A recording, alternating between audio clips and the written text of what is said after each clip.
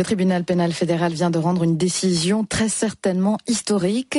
Khaled Nezzar devra rendre des comptes devant la justice suisse. Le TPF a jugé aujourd'hui que l'ancien ministre de la Défense algérien ne pourra pas bénéficier de l'immunité pour des actes commis durant son mandat.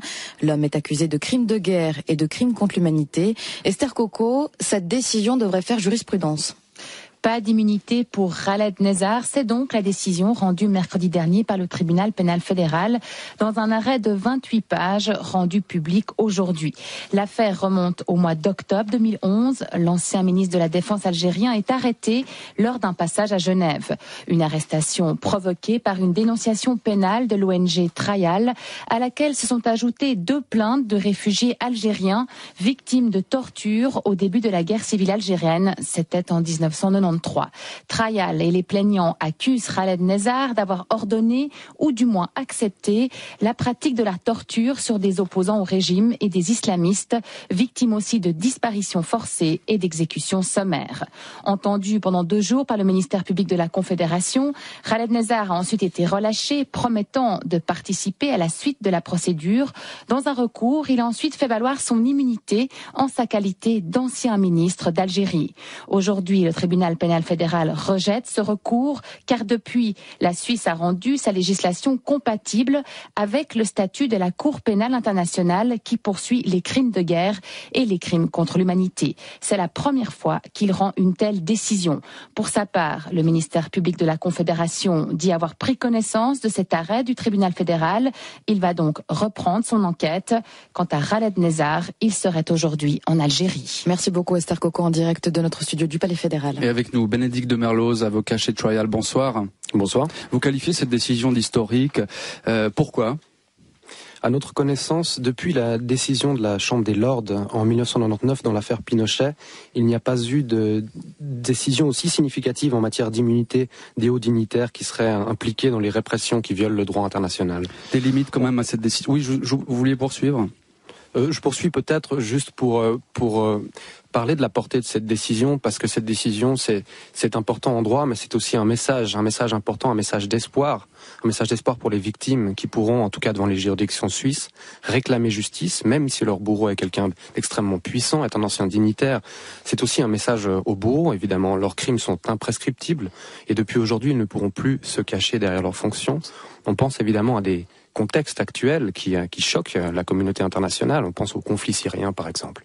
Alors, évidemment, le signal est énorme. Khaled Nezzar, ceci dit, n'est plus en Suisse. Comment vous envisagez la prochaine étape ? Écoutez, comme l'a dit le ministère public de la Confédération, l'enquête va se poursuivre. Il a été déjà représenté par ses avocats au cours de diverses audiences. Il le sera certainement au cours d'audiences qui suivront. Il y aura peut-être aussi d'autres témoins appelés, d'autres victimes aussi qui se présenteront. Nous espérons évidemment qu'il sera présent lors de ces audiences. À terme, si un procès devait se tenir, évidemment, de nouveau, nous espérons que la promesse qu'il a faite sur son honneur sera respectée. Et en cas d'absence, la possibilité existe quand même de par la loi de le juger en in absentia. Mais justement, là, c'est le TPF qui se saisit de l'affaire d'une certaine manière. C'est une chose. Est-ce qu'il ne faudrait pas le revendiquer plutôt à une cour pénale internationale, à la Cour pénale internationale, pour que ce soit un crime reconnu d'une manière donc internationale, crime contre l'humanité, crime de guerre. C'est un peu ça le rôle aussi de l'AM. Alors le rôle de la Cour pénale internationale, c'est un rôle justement complémentaire aux juridictions nationales. Et ce sont les juridictions nationales qui doivent le faire le travail. Et ça, c'est ce que la Suisse, visiblement, commence à comprendre. La Cour pénale internationale ne peut pas se saisir de tous les cas. Elle vient en appui dans les cas qui ne sont pas possiblement jugés devant les cours nationales. En l'occurrence, nous avons un cas qui n'est pas devant les cours algériennes, qui empêche que des procédures soient livrées à ce niveau pour les actes des forces publiques.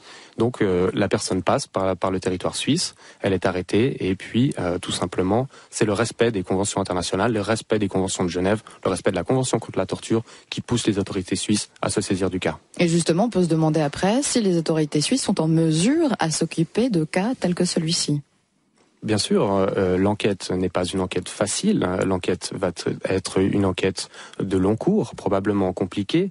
Mais pour cela, il y a des organisations comme la nôtre qui fourniront du matériel de preuve. Et puis, il ne faut pas non plus sous-estimer la capacité du ministère public de la Confédération qui traite d'affaires internationales. On peut parler d'affaires de blanchiment, par exemple. La possibilité existe tout à fait, selon nous, que justice soit rendue, même au sein d'une juridiction qu'on pourrait dire petite, comme la juridiction suisse. Vous l'espérez, on l'imagine, mais est-ce que vous pensez vraiment que la Suisse va aller se montrer plus offensive sur cette voie, évidemment, après chaque prise de chef d'État, l'incident diplomatique qui vient derrière ? Écoutez, l'importance, en l'occurrence, il y a eu des oppositions de la part des autorités algériennes. Mais ces oppositions sont des oppositions diplomatiques. Ici, on est en train de parler de crimes internationaux extrêmement graves, de crimes de guerre, de crimes contre l'humanité, de gens qui ont été littéralement massacrés, tués sous la torture. Ceci est absolument inacceptable et, à notre sens, des considérations diplomatiques ne doivent pas entrer en considération. Selon ce que nous disait notre correspondante au Palais fédéral, Esther Coco, eh bien, Khaled Nezzar ne se trouverait peut-être plus en Suisse. Il serait peut-être en Algérie. Du coup, on a envie de se demander quelle sera la prochaine étape, tout simplement. La prochaine étape, c'est, comme je le disais avant, la continuation de la procédure, la continuation de l'enquête. Khaled Nezzar a déjà été représenté dans le cadre d'audiences devant le ministère public de la Confédération par ses avocats. Ce sera sûrement le cas. Peut-être même se présentera-t-il, il faut l'espérer. Et puis, comme je le disais déjà, on ira peut-être vers un procès qui pourra aboutir à une condamnation qui là serait encore une décision historique. Merci beaucoup Bénédicte de Merloz, avocat chez Trial. Je vous souhaite une très bonne soirée. Merci. Et l'avocat genevois Marc Bonan est avec nous. Bonsoir. Oui, bonsoir. Avocat de Khaled Nezzar. Quelle réaction à cette décision ? Je pense que l'avocat de Trial a raison de dire que c'est une décision historique. Ça n'en fait pas pour autant une décision heureuse. Il considère que c'est une victoire du droit. Je pense plutôt que c'est une victoire du Front islamique du salut. Je pense que cette décision a des conséquences politiques d'une gravité que les juges n'ont pas mesurée, auxquelles ils sont indifférents. Probablement, si j'étais à l'Algérie, je ne suis pas l'Algérie, je rappellerai mon ambassadeur. Indifférent à tort, Marc Bonan. Ils devraient être plus sensibles aux questions politiques, les juges ? Je pense que les juges... La Suisse ne fait pas l'histoire. Et voilà que des juges se mettent à l'écrire. Parce que ce qu'il y a de singulier avec cette décision, c'est que des juges suisses, sans aucun doute de qualité, infiniment cultivés et intègres, vont se prononcer sur l'histoire algérienne des années 90 à 93. Ils n'en ont pas la compétence matérielle, intellectuelle, ils vont donc faire œuvre d'historien. Ils vont dire qui, dans cette bataille singulière, avait raison et tort.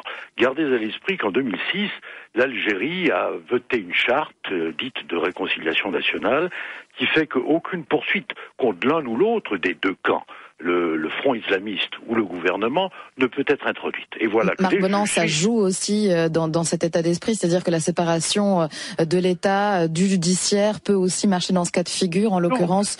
Bien sûr. Bien sûr, mais je dis simplement, voilà un pays, une analogie serait possible avec toutes sortes de décisions de conciliation nationale, je pense notamment à l'Afrique du Sud, mais parlons de l'Algérie. En 2006, les Algériens décident d'une sorte d'amnistie pour les deux camps au regard des années sombres, des années de plomb.